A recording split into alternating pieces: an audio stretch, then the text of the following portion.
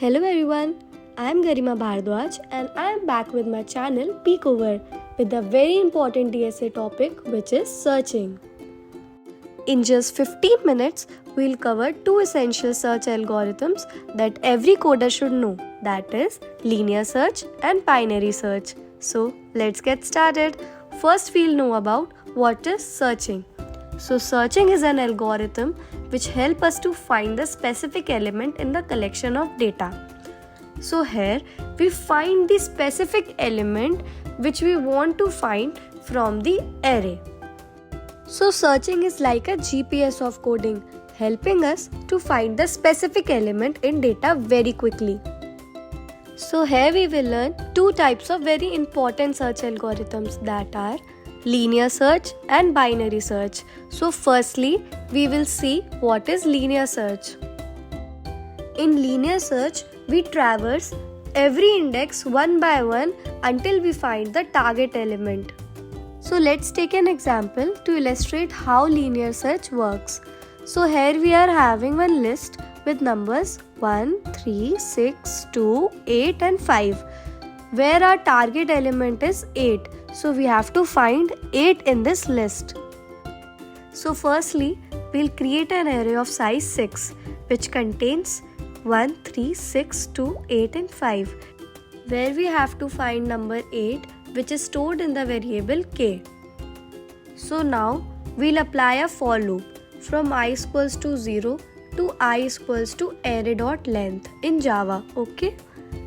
Where I equals to 0 is 1, I equals to 1 is 3, I equals to 2 is 6, I equals to 3 is 2 and I equals to 4 is 8. Our number is found at index 4. So we'll return I, that is index 4 here. So now we'll discuss about the worst case and the best case of this linear algorithm, okay? So worst case occurs when we have to traverse through all the elements and we did not found the targeted element, okay, where the time complexity will be O of n, and when the targeted element is stored in the index first only, that is index 0, then the best case occurs because we do not have to traverse through all the elements. Instead of just we have traverse only first index and we have found our targeted element. So now we'll move to the binary search algorithms, that defines a searching algorithm used in a sorted array by repeatedly dividing the search intervals in half. So firstly, we'll divide the array into two halves by finding the middle index, that is mid. So compare the middle element of an array with the key. If the key is found at the middle element, then the process is terminated. If the key is not found at the middle element, choose which half will be as the next array, okay? If the key is smaller than the middle element, then the left side is used for the next search, and if the key is larger than the middle element, then the right side is used for the next search. So this process is continued until the key is found or the total search of the arrays is exhausted. So now we'll move to one example where we have to find an integer 2 in this sorted array with the help of binary search algorithm. So here firstly we'll find the mid index, which is 3, okay? So we'll check if the 3 is greater than 6 or not. Here 3 contains an element 4 which is greater than 2. So we'll move to the left side of an array and divide it again into the two parts, which means we have to find a mid of that left array, okay? That is 1, index 1, which contains 2, which is our targeted element. So our answer is index 1. So we'll get an output as 1. Now we'll talk about the time complexity in binary search algorithm. The best case occurs when the time complexity is O of 1, when the first mid element of an array is known to be the targeted element of an array, okay? And the worst case, the time complexity is O of n log n. That means that As the size of input n increases, the time taken by the binary search grows. In each step of binary search, the array is divided in half. As a result, the number of elements to consider reduces exponentially with each step. This logarithmic reduction in the array leads to the faster searching, making the binary search ideal for large datasheets.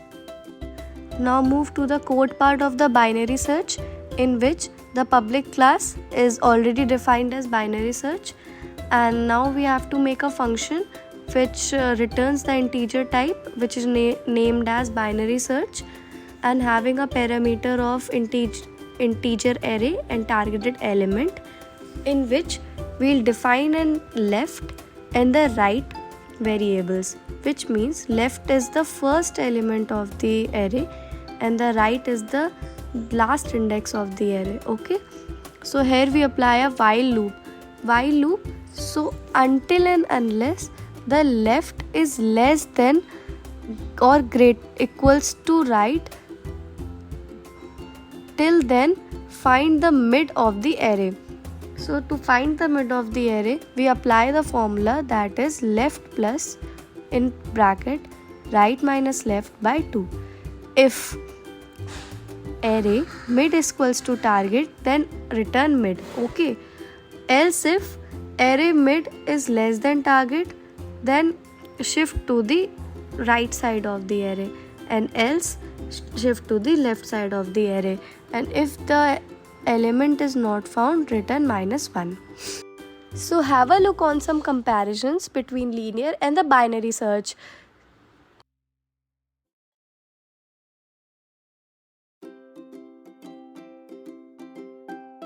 One real-world example for linear search algorithm is grocery shopping list, in which we have to check every item, so which we can ensure that every item is mentioned or not. And for binary search, example is find a word in the dictionary, which means in this every word is arranged in a sequential manner, and if we want to search any word, we can directly jump to the word and can search easily. So my turn is over. Now it's your turn to practice some awesome questions to improve your concept.